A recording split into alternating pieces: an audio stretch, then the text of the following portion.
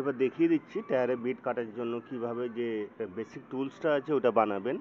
টুলসটা বানানোর জন্য ছুরি, করাত, ব্লেড, গ্যাসের পাইপ, ব্রাশ, এইগুলো সব পাইপ লক করার এইটা। ব্রাশটা যেখানে গোল অংশটা ওখান দিয়ে কেটে নেবেন এরকম করে, করাত বা ব্লেড বা ছুরি যা দিয়ে ইচ্ছা আপনার সুবিধা হয়। তারপর সেই ব্রাশটার মাঝখান দিয়ে দুটো চিরা দেবেন, ঠিক এরকম যেটা দেখতে পাচ্ছেন, আমি জুম করে দেখাচ্ছি।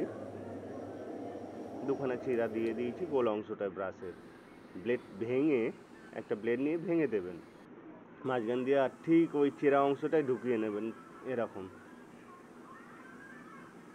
তারপর যে গ্যাসের পাইপ লক করার ওই অংশটা আছে আমার কাছে, ওটা দিয়ে লক করে দিয়েছি খুব টাইট করে।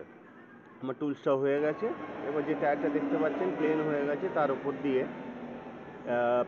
টেনে দেবেন। দেখুন আমি আস্তে আস্তে টেনে দিচ্ছি, যে টুলসটা বানিয়েছি ওই টুলসটা দিয়ে। টায়ারটা কেটে যাচ্ছে। টায়ার খুব মোটা আছে, কোনো অসুবিধা হবে না, টিউবলেস টায়ার যেহেতু। আর বিটটা হয়ে যাচ্ছে ওখান দিয়ে। এবার দেখতে পাচ্ছেন কতটা সমস্ত বিট আমি এরকম করে কেটে নিলাম। দেখুন আগে এরকম ছিল, একদম প্লেন ছিল।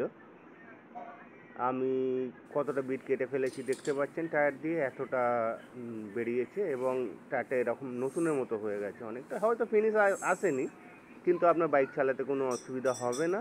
বাইক খুব সুন্দর গ্রিপ ধরবে বর্ষাকালেও। আর আপনার টায়ারটা 6 মাসের মতো আয়ু আরও বেড়ে গেল। আগে কেমন ছিল এখন কেমন হয়েছে।